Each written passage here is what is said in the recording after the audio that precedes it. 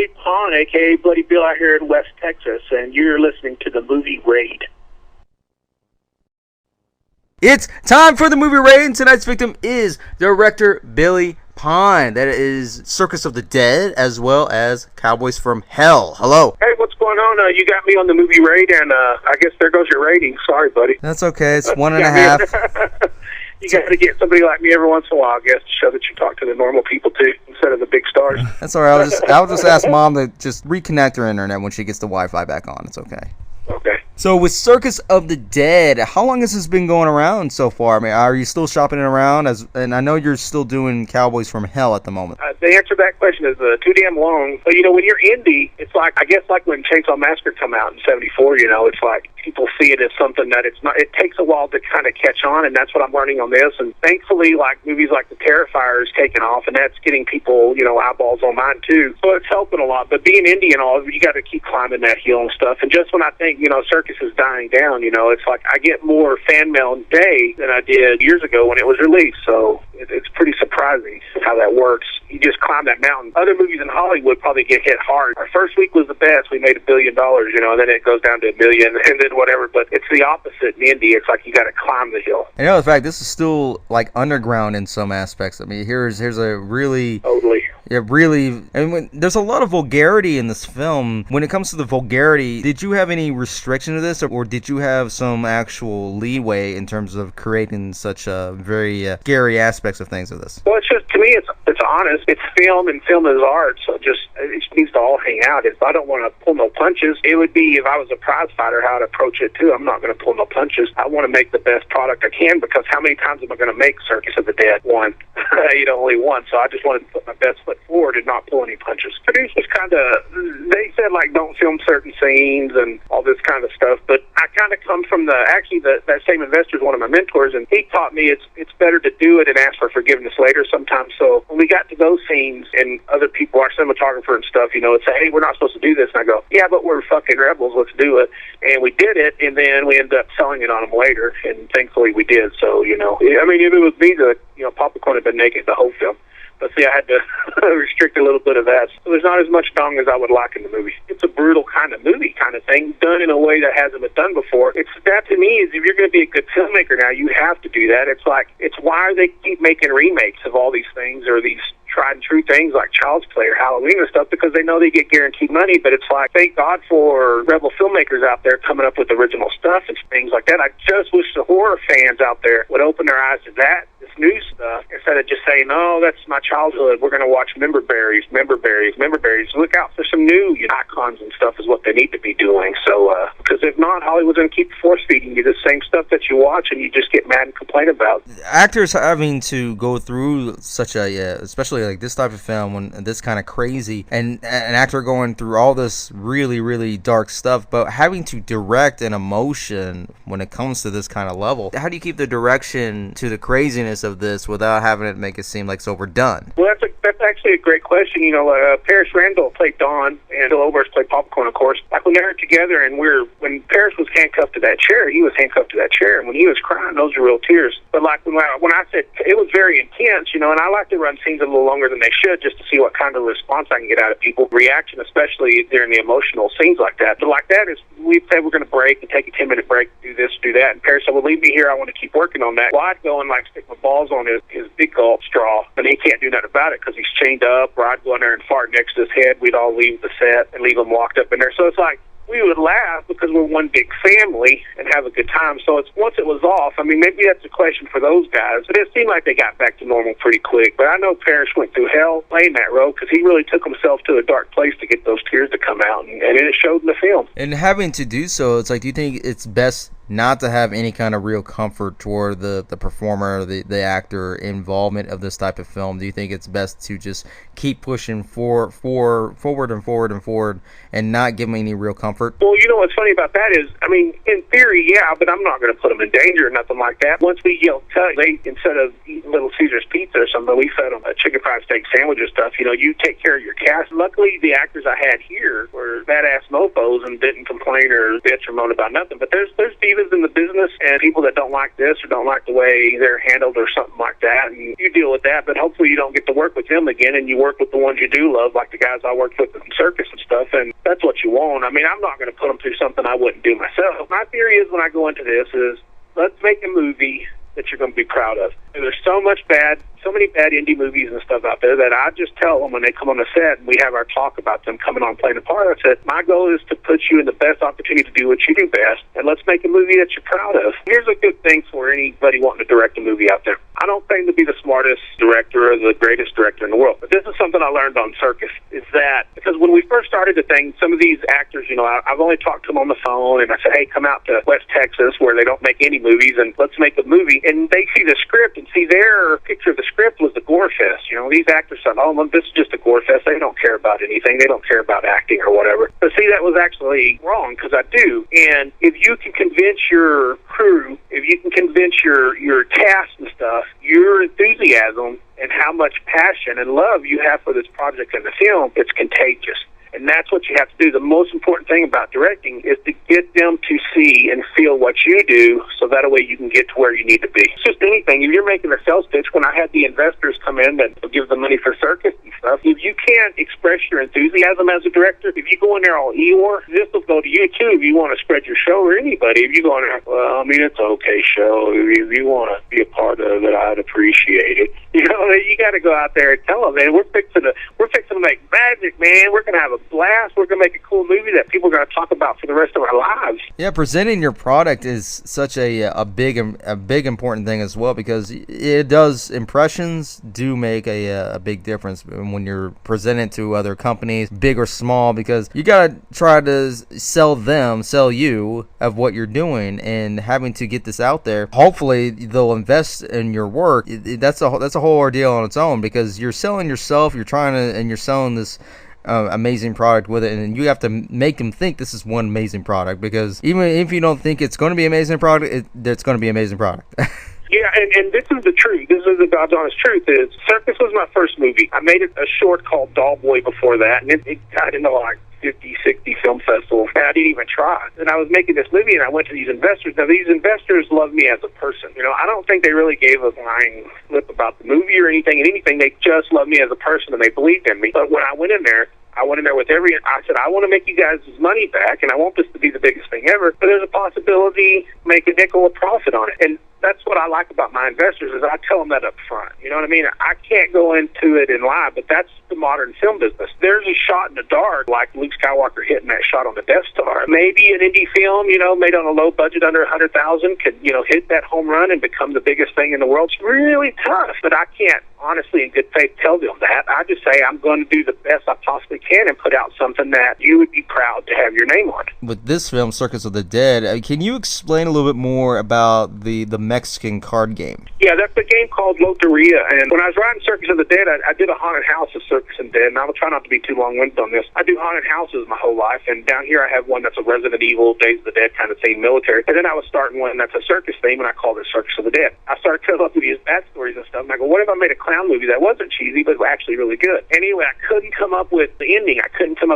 had these cool characters, and I had these ideals and all this kind of stuff, and I was like one of the groomsmen at one of my best friend's wedding. We were both working in advertising and stuff, so he's a real creative artist. Actually, he's the guy, John Mata, he's the guy that does all my art, all my posters and stuff that are always phenomenal and stuff like that. Not the cheesy Facebook stuff, that's me, but I mean the real posters and stuff in the movie he does. He Panic the Center or whatever, he's as American as all of us, all that, but he goes, I go, hey, why don't you on your thing give out Mexican lucha mask, El Bloody Bill, for your friends and stuff. So he went a little further, and he put in the paper sacks, he put chicharrones in there, some small bottles of tequila, some Mexican beer, and then he threw in these Loteria cards.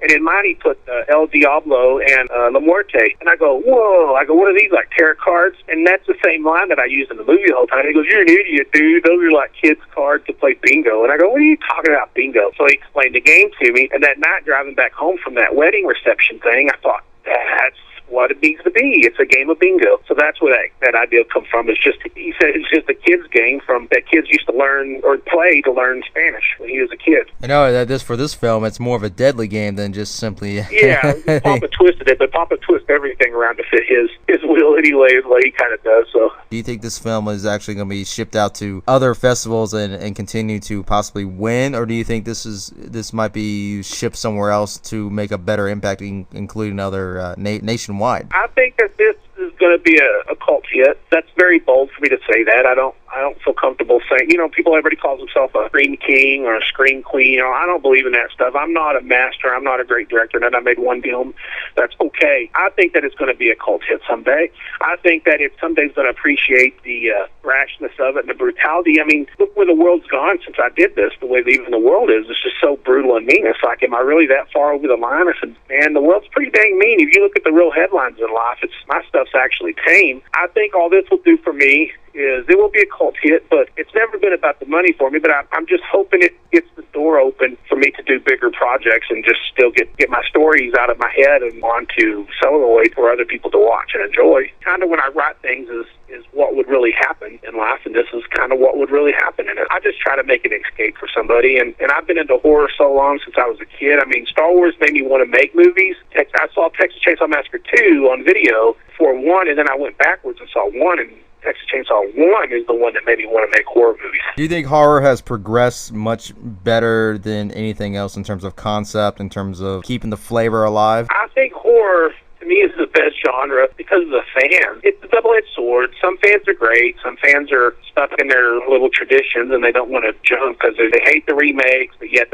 people keep making them and they keep going to, that gets old with the horror fans, but it's just a great genre because there's just good people in it. It's like I say some of the nicest people in the world are horror fans. I mean, you go to these conventions, they're the most polite, sweetest people in the world. People of all ages, from old to young. It's cool. And I go to Texas Frightmare Weekend every year, and it's like a home away from home. But my gosh, it's just the people that come up and say, hey, your film is one of my favorite horror movies. And I'm thinking, out of all the great horror movies that I've seen in my life, and you're saying my film's one of them, that makes me feel really good and proud. Do you think sometimes either the company or even the audience can actually downgrade a quality of a horror film? If there's a quality horror film, the cream's eventually going to rise to the top, and it's going to get what it deserves. What they're making now is just cookie-cutter stuff. I go see the Conjuring stuff and the Annabelle stuff. My wife likes that kind of stuff, and I go see it, but I go back to those Marvel movies. It's like that. It's not reinventing the wheel. And then you see, like, Midsummer, that's kind of because of the whole Jordan Peele thing. Horror filmmaking is getting a little bit, they're kind of getting actually Hitchcockian a little bit,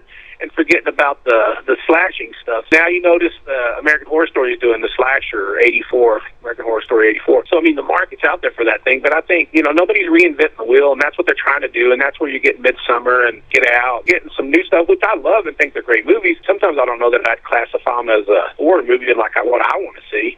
Just look at Halloween 78. That's the blueprint of the blueprint of the blueprint of kind of what I live by. That's how you make a slasher movie. Like, right there, that's a good, solid slasher movie. Texas Chainsaw Massacre is how you make a good, screwed up psychological horror movie. Because it really didn't show as much gore as you think. It left it all to your imagination, mostly. In today's standards, is it really that edgy? No, because this was in the 70s. But at the time, it was considered a porn movie. It was rated X or something. It was ridiculous. And then sometimes, like, once a film like Texas Chainsaw Massacre starts the first couple of steps, and then another film gets that idea, or at least a general concept of it, and then another one. But as we fast forward more throughout the years, some of these horror films take a couple steps back and stay into those steps back, and not keep going forward. And then it's like, oh, let's reboot this, remake that, because they're going to still like it, they're going to keep liking it, we're going to stick to this tradition. We're not going to mix it up, we're not going to do anything with it, we're going to keep it this way and keep it alive. And then at some point, it's going to still be so stale, then eventually it'll stop selling. Well, Mike, take it like this, Mike. It's like the company itself says, hey, I think this can make money. The filmmaker says, hey, I think this idea will work. I personally am not one of those filmmakers that's going to take somebody else's thing and try to work on it. Like the Five Nights at Freddy's thing, like I don't know why anybody hadn't done that yet, and it's taken too long to get off the ground. How come that hasn't been done yet? You know what I mean? It's like they're missing some opportunities because that would be very lucrative and people would just jump all over that kind of stuff. But that's what they're looking for. I don't try to make movies, I try to think about making a good movie, not about making a profit or a fitting a certain thing. You know, well, this is proven to work this way. If you put a buxom blonde in here and have her wear a tank top, that's proven to work in the past, and that's I don't work like that. I want to be a rebel, man. I want to be a rock and roller. You know, in the early days, just go in there with pea stained pants and smell like armpit or something, and go in there and kick you under the crotch to make you see something you haven't seen before. Like we were talking about when, you know, as a kid saw the Warriors for the first time, or Halloween for the first time, or The Exorcist. I want an experience, man. It's like, give me something I haven't seen. I don't want to watch something that's just safe and, well, hey, this is kind of like that movie, you know. But you could also say, Mike Dizzle, everything's been done. Yeah, it is. That's why you're getting these weird movies that are being made now. I think they're going back to some of that, you know, psychological stuff from the 60s and stuff, like Hitchcock and stuff. So that's where I think it's heading. It's basically, I just want to make a good movie that happens to be a horror movie. That's all. And Cowboys from Hell will be that, too. It's people have a preconceived notion of what they think it'll be. You know, if you need a saloon, you know, girl, or if you need this, Billy, I'm your partner. It's like you guys have no clue what's going on in this movie because it's not your typical Western movie. I don't do typical stuff. I didn't do a typical clown movie. Why on earth would I do a typical cowboy movie? Yeah, can you discuss a little bit about Cowboys from Hell, at least some of the casting or at least some of the story for that, and when can we expect to actually see trailers and stuff of this? Well, I mean, we haven't filmed yet, and we're just barely the casting thing. The casting thing people are seeing now is there's tons of great parts in here. There's a lot of good stuff. It's the only thing they're seeing now are people that's been with me for 2 or 3 years that I've kind of had in mind and we've talked about over the past 3 or 4 years. Starting with Brad Potch, you know, he played the trooper in Circus of the Dead, which you saw Circus, and I know you liked his performance because he's just awesome. I brought him down here from L.A. and stuff, and it was my first movie, and I was scared to bring too many people in from out of state because I was thinking maybe they're more professional than me, and I don't know what I'm doing.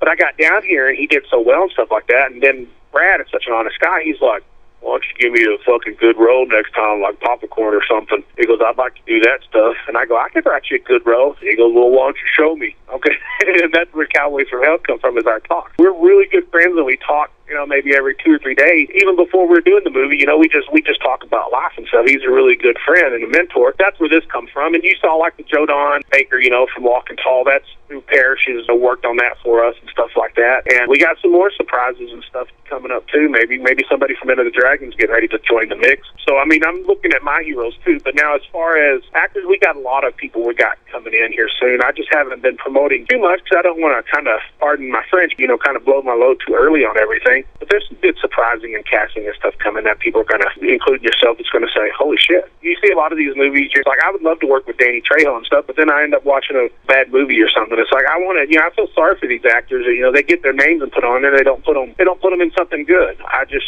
like I said from the beginning, if I put you in my movie, you're going to be in a movie you can be proud about. Now, you probably can't show your mother this movie. That's part of my thing too. If it's a horror movie and people like horror movies, there's going to be 90% of them that like it. So the other 10% are dumbasses that don't know if they bit them in the ass. Very cool, man. Go ahead and plug in any websites like Circus of the Dead or anything that we can check out between Cowboys from Hell or anything else that you're relating to your project. Well, right now, if you want anywhere on there, if you just hit me up anywhere on social media under Bloody Bill or something, I can point you the direction of getting some hard copies of Circus or something, and I always throw in some extra goodies and stuff. Nothing, no website on Cowboys or nothing yet, but I'm really excited. It's just all I've been working on the past couple months. I went through the whole cancer thing the past year, and this time last year is when it all started, and by September, October, and November, I was bedridden to the point I thought I was going to die. Lost my hair and all this kind of stuff, and I've always had great hair. Now it's all grown back, and I'm in remission, but the chemo kind of jacked my heart up, so 2 or 3 months ago, I was getting ready to start kicking butt in this movie thing, and then all of a sudden the heart thing kicked in. But right now, I'm kind of seeing light at the end of the tunnel and feeling good and just ready to make a movie before I croak over dead or something. And, you know, that's my goal in life, is to love my wife as much as I can and make as many movies as I can. As well as myself, and I'm sure many others who are listening to this, we wish you very well. We wish you to be healthy, and we wish you success on your next film with Cowboys from Hell, and much respect to you, man. I mean, we're very happy we're happy that you're still kicking, man. So keep going, and there you have it, everybody. This is director Bloody Billy Pond.